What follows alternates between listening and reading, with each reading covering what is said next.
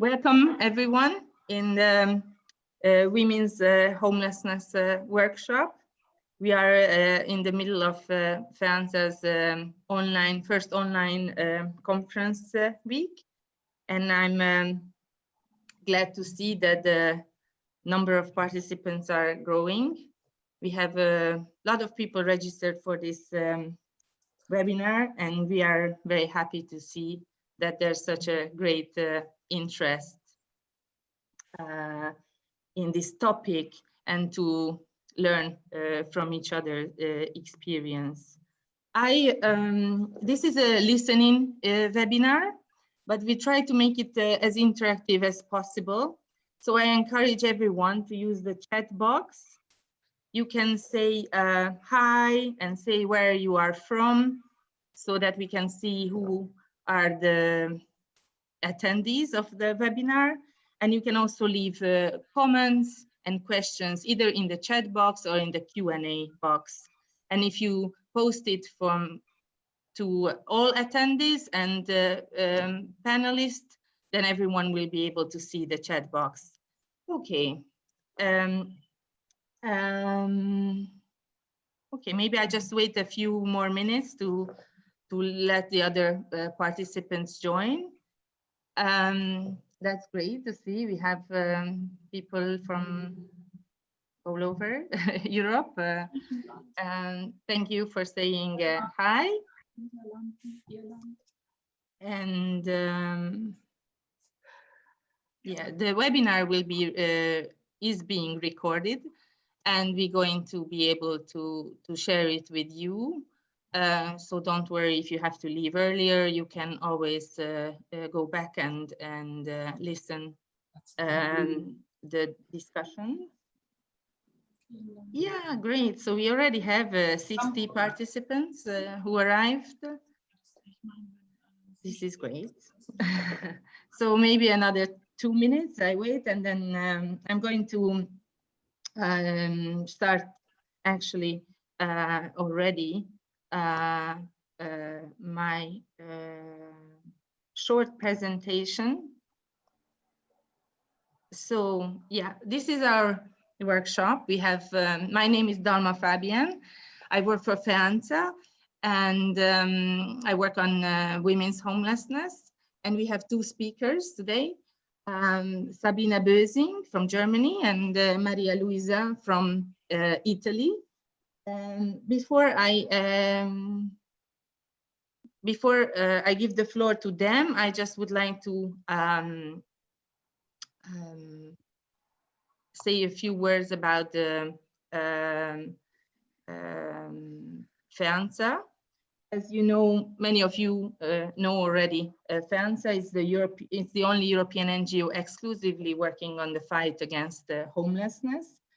And our membership has changed recently, membership structure. And we are open now to a wide range of actors who are working in the fight against homelessness.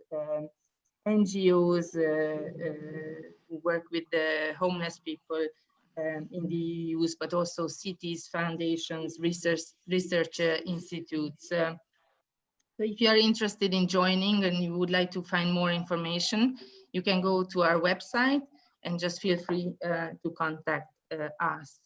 Now I'm going to hand over to the speakers. Sabina, the floor is yours. Okay, thank you very much. I start my presentation first.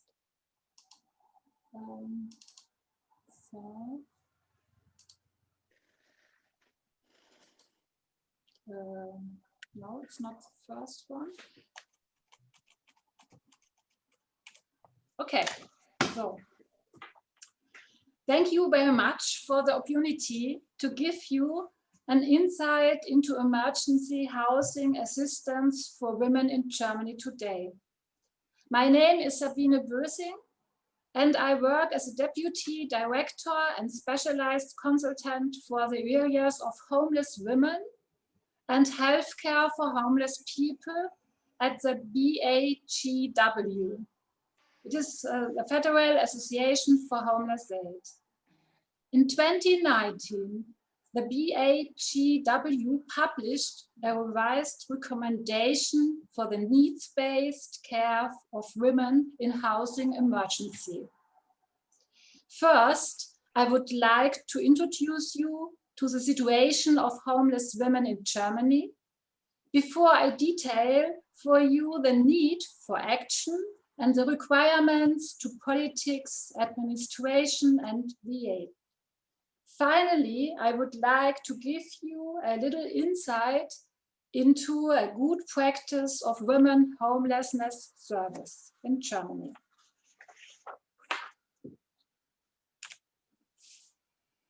When you want to know how many people are homeless in Germany, so we could not say this exactly.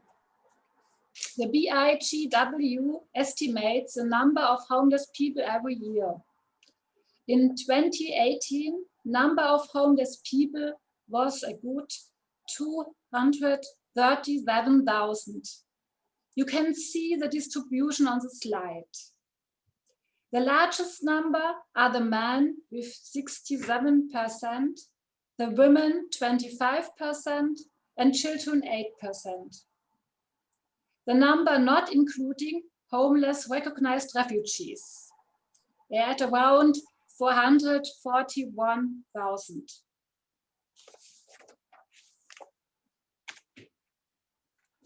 The BAGW creates every year a documentation of the life situation of homeless people who are receiving help in homelessness services.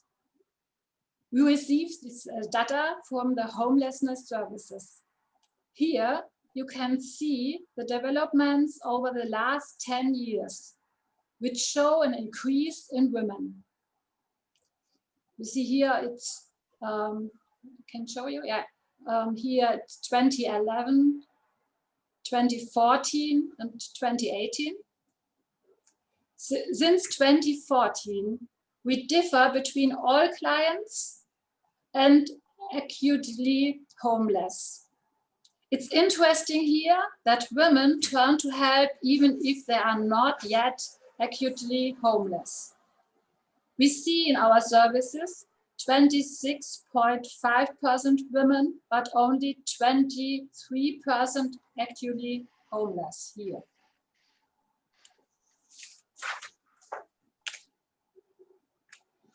The different life situations of women in a housing emergency must be given special considerations in the respective support services. An important aspect is that women try to cover up their lack of housing for a long time. They seek shelter with friends, family, but also in precarious living conditions. Especially in young women and women who have sleeping rough for a long time, we have clearly reported massive psychological problems that make care difficult. Women with children and or in partnership don't want to be separated from their partner and certainly not from their children. They have fear of losing their children when they are asking for help. We are seeing an increase in women with a migration background. Therefore, it is important to take cultural and linguistic barriers into account. There are young women who are often leave home at an early age.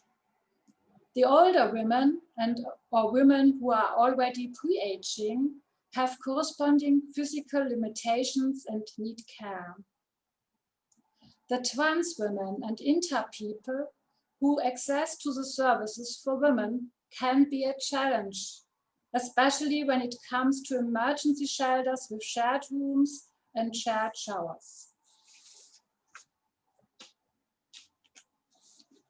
What makes women different from men? Women are younger than men.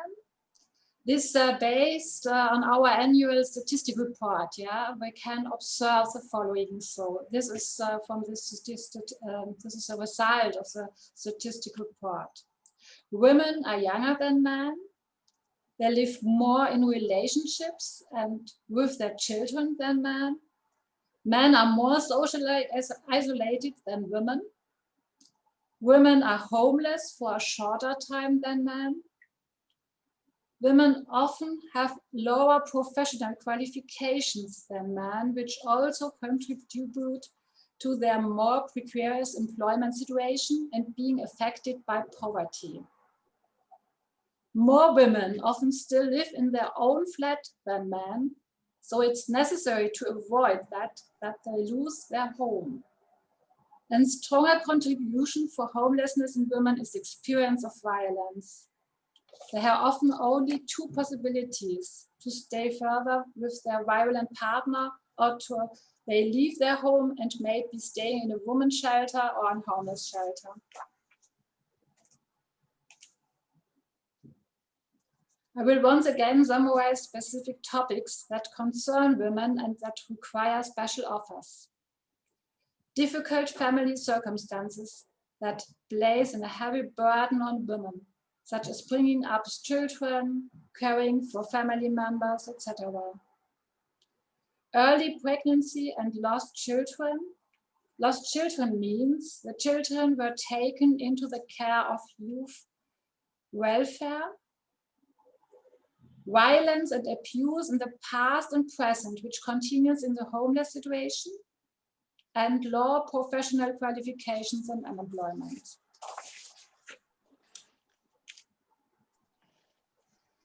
We are currently very concerned with the issue of protection against violence in helping the homeless. Germany ratified the Istanbul Convention in 2018, thereby undertaking comprehensive protection against violence for women. It is very important to us that homeless women also receive attention here.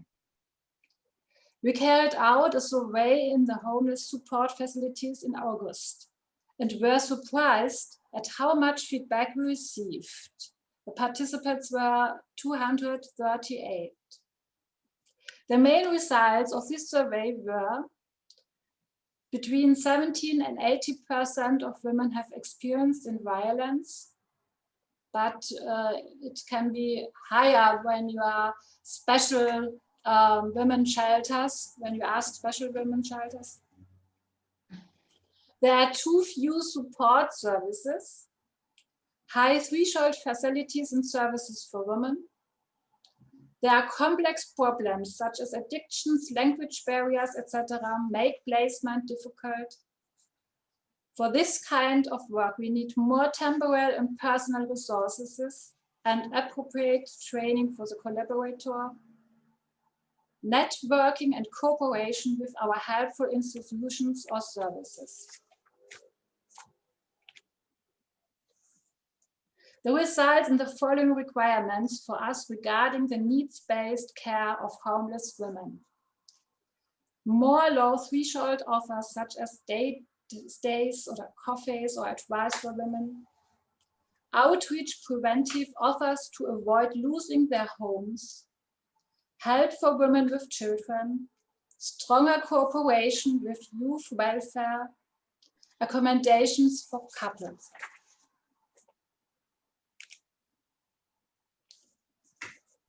We need more consultation hours for women in the medical care, also for women without health insurance cover. We need offers for young pregnant women and for elderly women in need of care. We need concepts for trans women and inter people. We are currently in the process of developing a corresponding recommendation for this.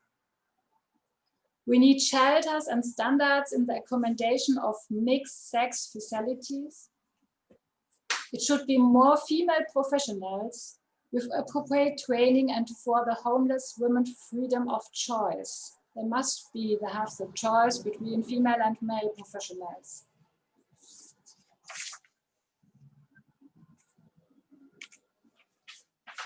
Our social and housing policy requirement For years, we have been calling for a gender-divided national-wide homelessness statistic, which should now be a reality in 2022. Necessary are special conditions for homeless women and families in order to enable placement in the empty housing market. We should like to see more participatory processes in order to understand the needs of women better and not to talk about them, but to talk to them. In order to promote the financial independence of women, qualification opportunities are required which are based on the skills and circumstances of women.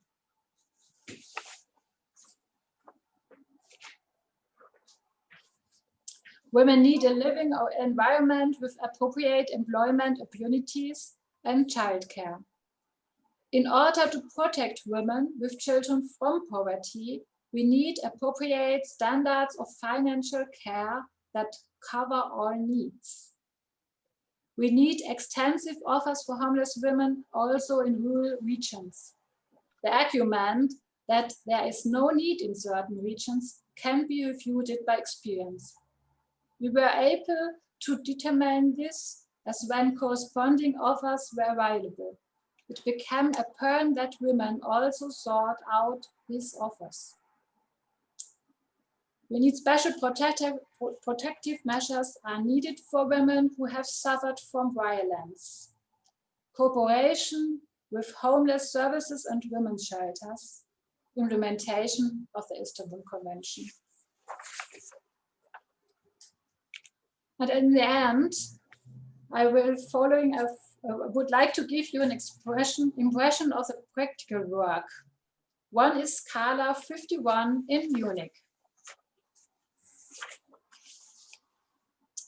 It's a comprehensive offer with an emergency accommodation, clearing and a trial center, as well as a daytime coffee for homeless women in need with and without children in Munich.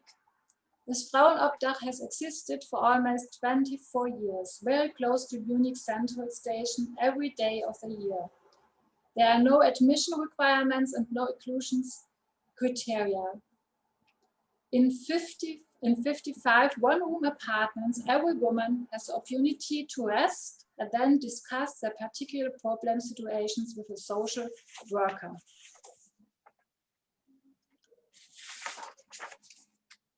The length of the stay for women should not be exceeded 8 weeks. During their stay at Scala 51, the women are given all kinds of assistance and long-term accommodation is sought together. In addition to basic care, the daytime meeting also offers the possibility of receiving medical and psychological care. It's one example for so many we have. And yeah, this is, thank you very much for your attention. If you have any questions, you can now, but you can, yeah. So you can send me, or you can send me an email. I would like to apologize for my English. It was my first English presentation. And there are two of us, and Nadine Baum will support me in answering the questions, yeah? So.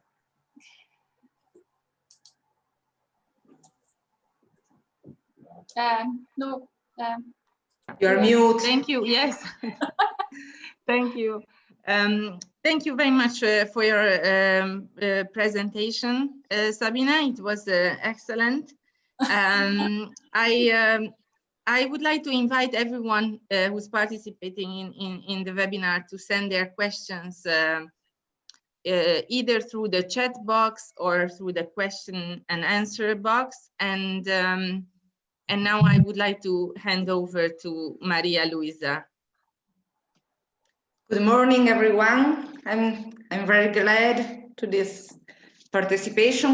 And I'm glad because the things that Sabina said are common to the things I think I will say. So it's a good harmony between us, I think.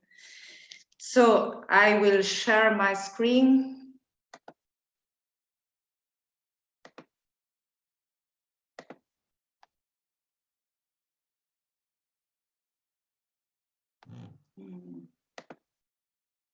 Yes, and I will read my slide, but I think we can talk too.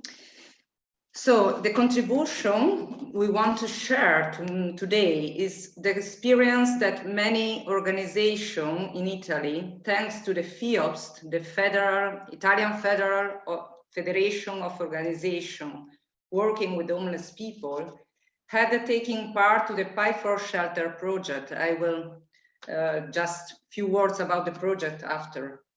In particular, we want to share the results of training session for the staff and social workers which work with homeless women in shelters and small group houses. This is our experience on the topics proposed in the project and how the training improve our awareness and affect our practice in services and the capacity of our services to support women with experience of homelessness, of homelessness and gender-based violence. Just a few words about the project because you can find all the materials on FEANSA sites. I have wrote the reference on my slide. So the project was a European project realized in cooperation within BMSKI from Hungary, DePaul from UK, Safe Ireland from Ireland, CVFE from Belgium, and FEANSA and FIOPS, of course. And the aim of the project was improving the capacity of homeless services to support women with the experience of homelessness and gender-based violence. It did it developing a training guideline for homeless services based on the PI approach. Was it PI? PI stands for Psychologically Informed Environments. Psychologically informed services take into account the psychological makeup, the thinking, emotions, personalities, and past experience of service users in the way a service operates. Pie for Shelter project will also promote a trauma-informed and gender-sensitive way of working. Why we decided to participate to this project?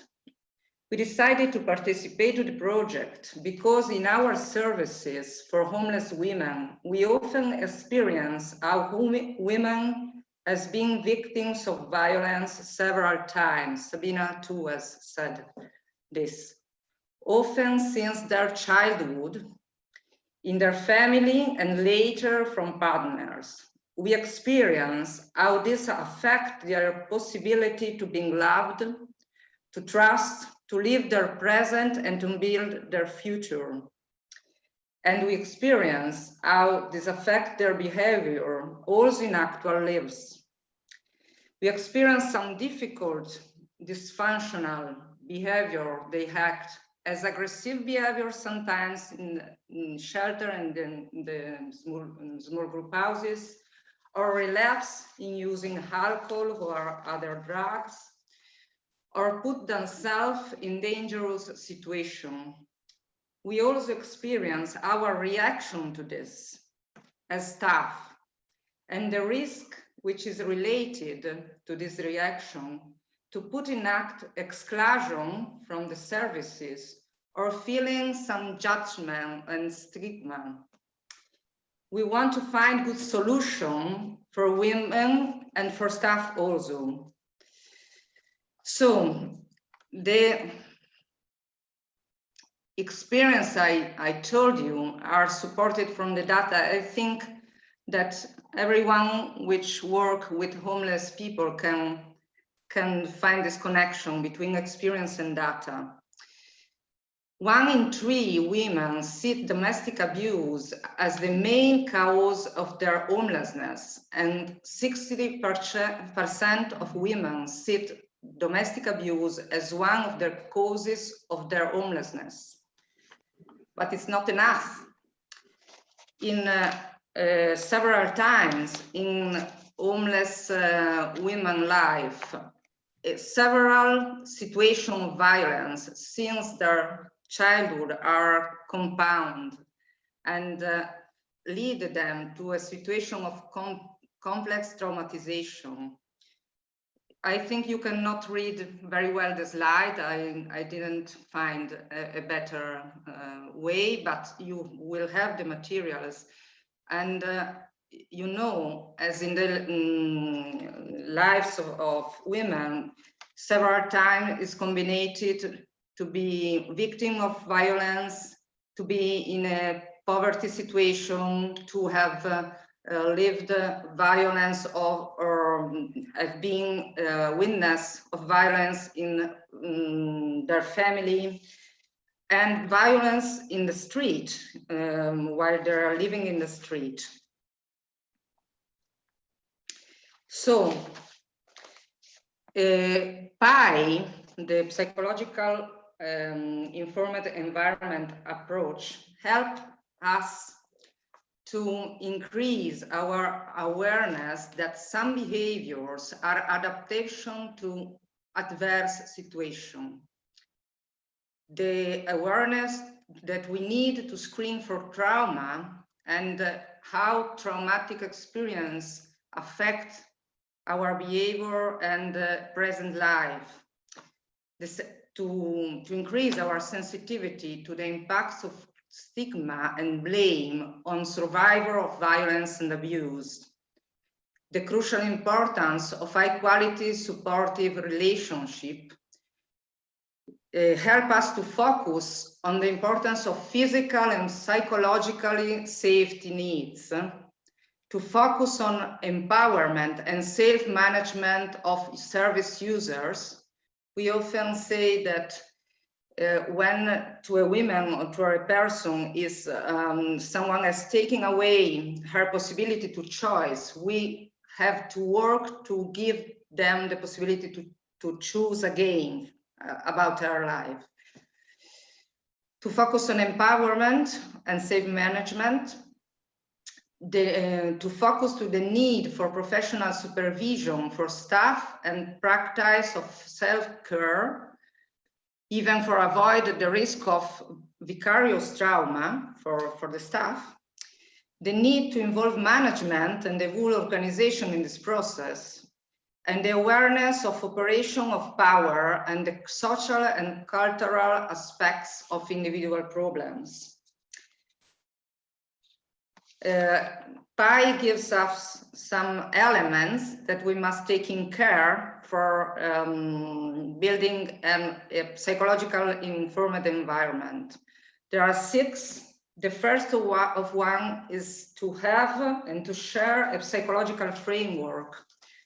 Having a psychological framework helps us to recognize the origin of behavior, to recognize how human development works, and enable us to recognize trauma and how it affects our behavior. The second element is to build and to pay attention to the physical environment and social spaces. This is a great problem in shelters, you know, where it's difficult to separate individual spaces and shared spaces. And this is very important for working with homeless women, to build a space where safety and welcoming is, we can ensure, give to the person a space where they can feel safe and welcome. The third element is giving staff training and support. The fourth, a very important element, we think, is the client involvement and to manage relationship. If relation is the place in which trauma can develop, bad relation, so we think that good relation can heal our suffering in our lives. So it's important to focus on increasing empowerment and choice in services. The importance of evaluation of outcomes and the reflective practice as the possibility to reflect on our practice and develop. You will find more in depth some explanation of the elements. I will not read them, but I will talk you about FIOP's commitment in this project. FIOPS took part to the Train for Trainers in London inside the project and carried out 5 training in Italy: internal training, frontline staff training, management training, train for trainers, with more than 70 participants in total. It also carried out some events of awareness raising dedicated to members of the Federation and public services. More than 100 people was reached. Also needed a valorization. So we did 15 individual interview and 3 focus group for 28 people in total. And we think that very interesting results lead out from this valorization. The participants to the training said they feel that was increased their awareness and understanding of the topic in general, but especially the possibility to recognize the signs of trauma and how this affects and impacts on working with women. And also the possibility to better understand the history of the women and the reason behind their life choices and path. Increased awareness also of the importance to take care about the social workers' well-being, the care of the living space of the women and the team. And most of all, the importance to co-build with homeless women a personalized path. Women as an active actor in the creation of their present and future path, greater self-determination and involvement of women, empowerment and personalization of the service response. About staff, they said that increased the knowledge about the importance of working with a competent staff, attentive to the needs of workers and of women, of course. Cohesion, dialogue, exchange of ideas, sharing with the team are fundamental to face and manage complex situations and to identify trauma. All the interviews gave a very big importance to supervision too, continuous training and team support. So we like to share after 1 year the results of this work in our small group houses. We work with small group houses for homeless women. And after 1 year, we have done some activities and we can see some results of this work. We improved some activities with women and in the staff.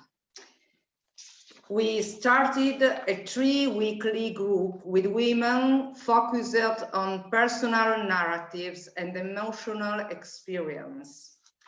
We pay more attention to our attitudes and daily behavior, in particular searching of co-building together with women their path, empowerment and self-determination, starting from every day and little things.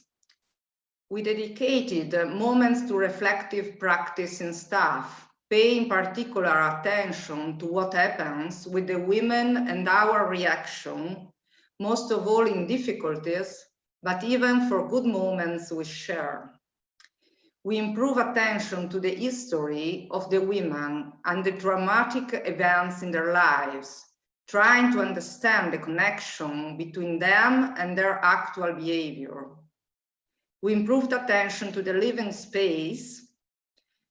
We maintain and improve good practice as continuous training, supervision, and evaluation.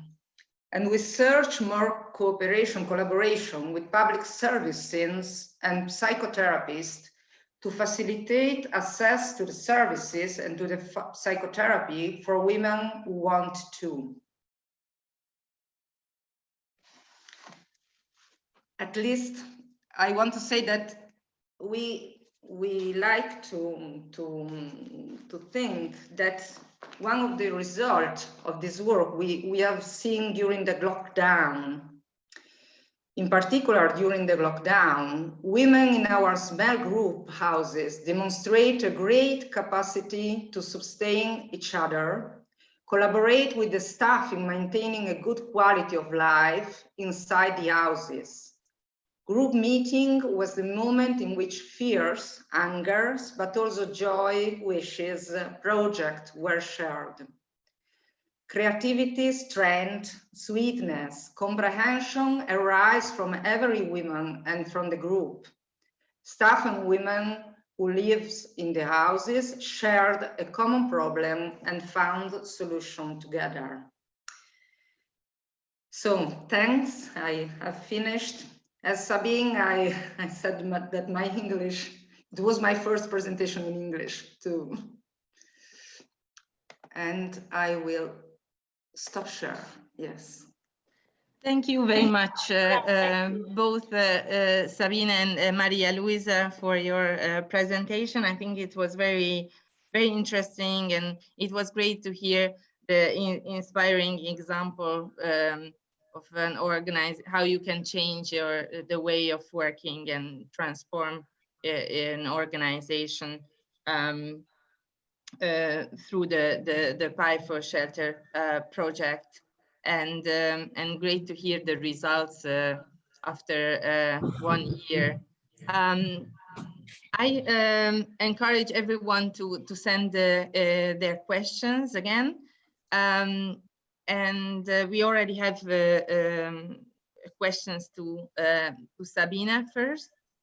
The first one is about elderly women. And in your presentation, Sabina, you also highlighted how women experiencing homelessness is a diverse group, but maybe there's less talk about elderly women, although the homeless population is aging as well, and that's an issue to be addressed. And the question is that do you have a center of place where women of old age can stay permanently? Yes, we have a few special services or possibilities for old age women or elderly women. Yeah, for example, there's one in Munich as well, but I think the aid system for homeless people also seek more need for more places for elderly women. Yeah, we have long-term stays for them. Yeah, we have one in Munich, we have in Cologne and in Freiburg. I know this. If you want, we can send you the links to this institutions or to the services, so or accommodations. Yeah, because the elderly women can live there permanently. Yeah, it's not for a short time, or it's a long time accommodations. Mm-hmm. Thank you. for any resources that you mention, I'm glad to collect them and send it to Yeah. the participants who are interested. Yeah. In. You also, there's another question for you as well. You mentioned the Munich project where women stay for 8 weeks. The question is, what do you work with them during these 8 weeks, and where do they go next? So yeah, the project is a kind of emergency aid. So they offer directly support for the situation, and it aims to place the women in long-term accommodation, either in an own flat or maybe in other accommodation of the aid system. So and it's supposed to happen within 8 weeks, but if it doesn't work out, like because of the housing markets are very tense, they have the opportunity to stay longer. Yeah. Yeah, it's in the moment it's very difficult for all services, yeah, to give a flat.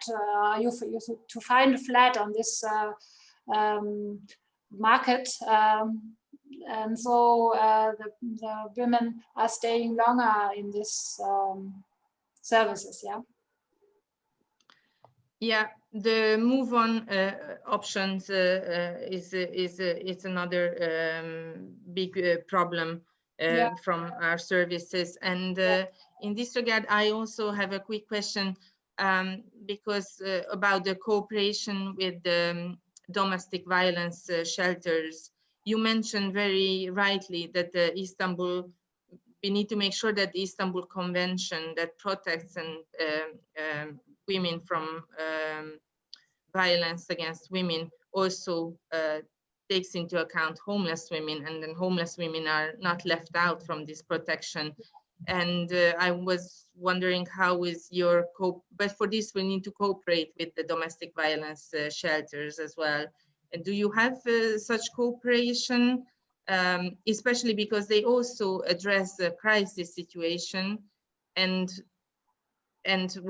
the question is, where do women move on from the crisis situation?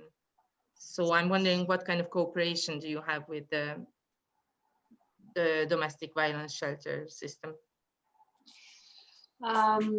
Since a few weeks, so we are in the kind of a network for aiming for to implement the Istanbul Convention. Das Netzwerk für. Yeah. So it's the last weeks the cooperation got stronger through this network, but of course the aid system for women in crises and the women houses, the cooperation exists. Yes, since years ago. So we have a cooperation with the women shelters, so for domestic violence, and but now it's stronger, and we are write report, yeah, for with Previo, the European Organization for to implementation the Istanbul Convention. And the homeless women get a part on this now. So it's a big step, I think. Yeah, yes. That the women, the homeless women, are not overlooked. In this. That's great to hear this example. We hope that in other countries it will happen as well, the stronger cooperation. I have more questions coming in. To Maria Luisa, is PI working with young women differently than with the older women?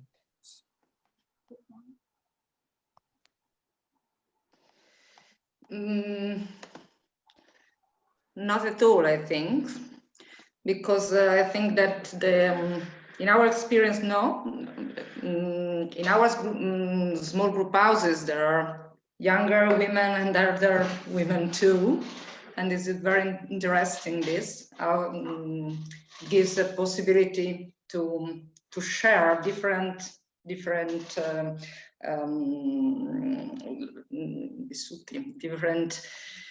experience in the life, but I think not at all. The principles, I think, will work with younger people and with other elderly people too. Of course, it changes the needs of the person, and so having a psychological framework as the meaning that we have to improve our knowledge of needs and of wishes and different choices and so on in different moments of our life. And so this is the attention that we will have.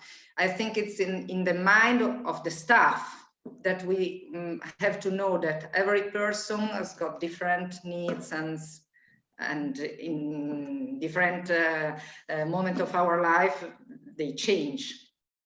I don't know if but the key elements I think are good indifferently.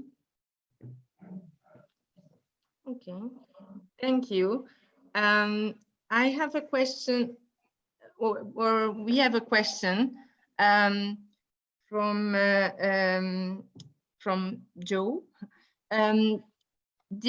She's asking about the differences of how men and women, the different types of mental health issues and addiction, how do they experience them, and if there are differences in their experiences, would that mean that there's a need for a gendered approach to support them with these needs? Was it clear?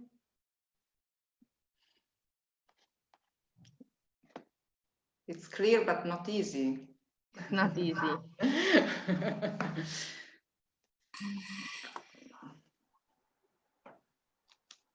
Sabine, you were you saying? Yeah, I think we have differences in abuses for men and women in the whole society. So yeah, and I think in the homelessness it's a little bit the same. Yeah, I know not exactly, but in the women are not so much abused in alcohol. So I heard that from the services, yeah, that the young women more abuse in had an addiction in drugs. Yeah, it's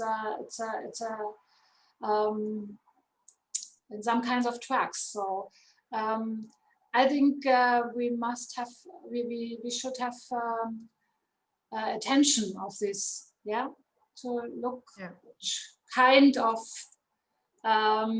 addiction. Yeah, it's in the women. It's by the women and by the men. So I think it's a different. Yeah. So yeah, I think one important aspect definitely is that you also mentioned the societal norms and the stigma that homeless people face, but homeless women have a particularly strong and multiple stigma, and that has definitely an impact on their access to services, and it's a barrier for them to access services, and often services are not equipped to respond to their specific needs, which also was highlighted by Maria Luisa, that is often very much interlinked with the trauma and violence that they have experienced. So that's the important is that to recognize that there's this interrelationship between trauma and mental health issues, and then also often they are treated as separate single issues, and that prevents more holistic treatment, because people are not single issue people. So I don't know, what do you think of Maria Luisa in the whole trauma-informed approach? I agree with both, and I think that always hit me when I speak with staff and public services too. It's the risk that in our mind has become normal that in the life of the homeless people, homeless women especially, violence has occurred. And so I think that our work is to remind us that as being victim of violence is not normal, and that affect strongly our life. And so it's, as you said, Dalma, we experience as the difficult to see the connection to the use of alcohol or other drugs, to have developed some mental illness, and what people has lived in their life, especially for women, and the risk of increasing judgment and stigma. So I think this is the work to help us to see the connection and to reduce the risk of stigma. This is, I think, what we must do. And the other thing Sabina said in her presentation, women most of the time has got some relation with partners or some relation.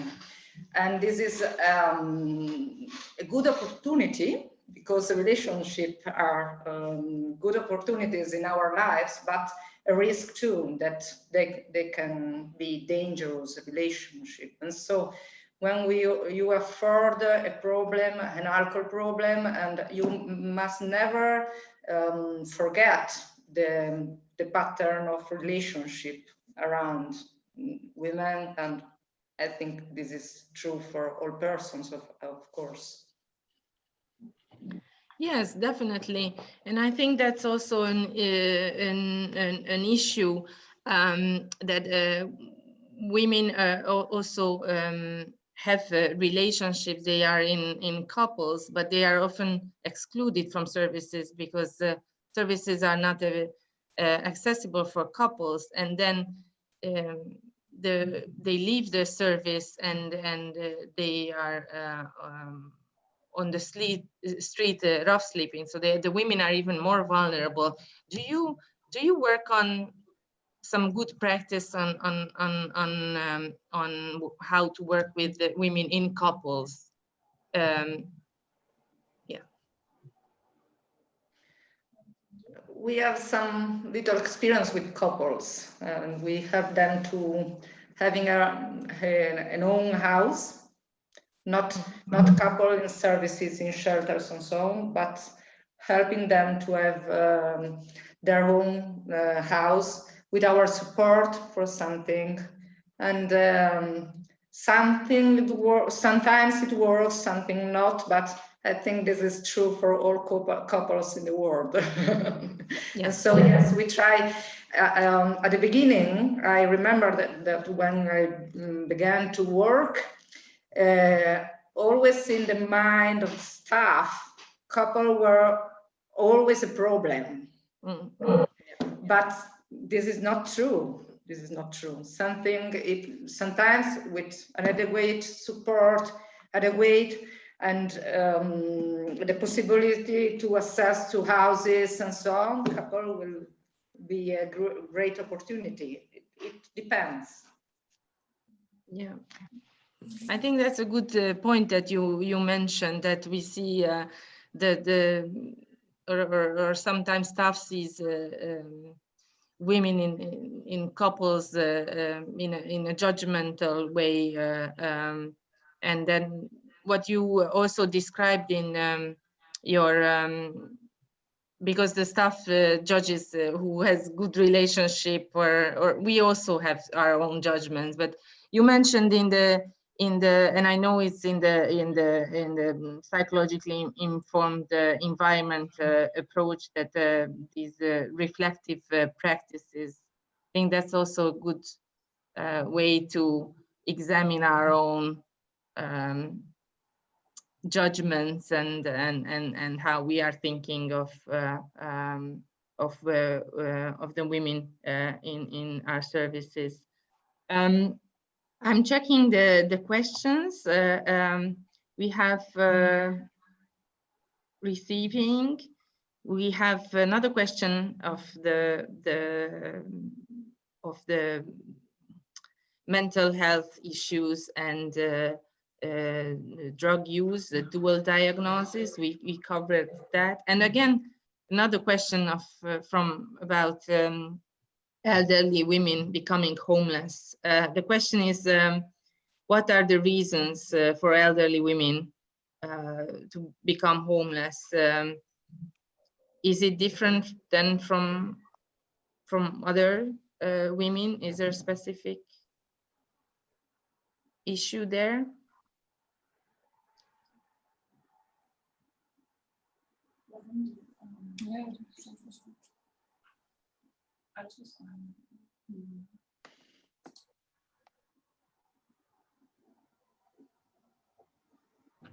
I think I definitely will take note of the interest in elderly women, because we definitely haven't covered that. But we have another question. That is, but I think we have. Sorry. It's poverty of the elderly women, yeah, here in Germany, yeah. So they lost their flats because they can't afford the high rates from the high the rents, yeah. And so many elderly people are in Germany lost their flats, yeah, and it's the poverty of from the age, from the older people. So, and the women has a very low pensions, yeah. So they have not enough money. I think it's one reason, yeah, what we see here in Germany, that elderly women are more gefährdet, vulnerable for having too low pensions and not which have the result that they cannot afford the rents. Yeah, that's clearly also an intersection of the poverty and the structural issue. I'm just reading now another question we have received just now. Sabina, you spoke of the project for intergender people, and that there might be an issue for them accessing women's services, or can you talk about that?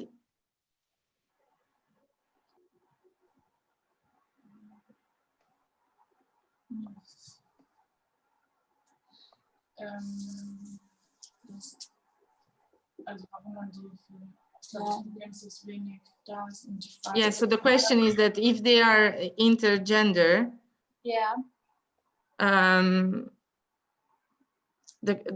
if they are intergender, why are they accessing women's services? I think it depends on where they go and where they decide to ask for help. Mm-hmm. Outside, and maybe which strategy they going for, like if they more comfortable behaving like men or men's do, or like women's do. So it depends in which accommodation they come, but of course there are not many accommodations which offer shelter for especially intergender people. So yeah, some shelters for women offer more protection than others. Yeah. mm-hmm. Mm-hmm. Okay. They have more safety rooms. Yeah, so and the people need secure, so they want to stay more in the women's shelter. So this was a discussion yesterday with all our in our group from social workers from the women's shelters. Mm-hmm. But it's not only a special theme for the women's shelters. Yeah, so now we have. I said it. We make a requirement or a recommendation for this in the moment. Yeah, to give some recommendations. Yeah. Yes. In FANSA, we also work on LGBTIQ issues, so we are also glad to share our resources in this area. Well, our webinar came to an end. Thank you very much for your excellent presentations. For both of you, it was the first in English, and I think you did an excellent job. Thank you very much for everyone's participation, for your questions. And Dana, I read a lot of questions in the chat. I read a lot of questions in the chat. Maybe we can answer the question per email, or we can send answer to these questions. Okay, because I haven't seen much in the chat, but yeah, I'm going to. FNQ, you see here, I see another questions for the Mm-hmm. medical care and so. Maybe I can answer this. Okay. Yes. No problem. We can have a look at them, or we can also, if anyone hasn't had their questions answered, please feel free to write to me or to Sabina, and we are glad to come back to you with answers or more resources. Okay. Thank you. Thank you very much to everyone. Have a nice day. Thank you. Bye. Bye. Bye, everyone.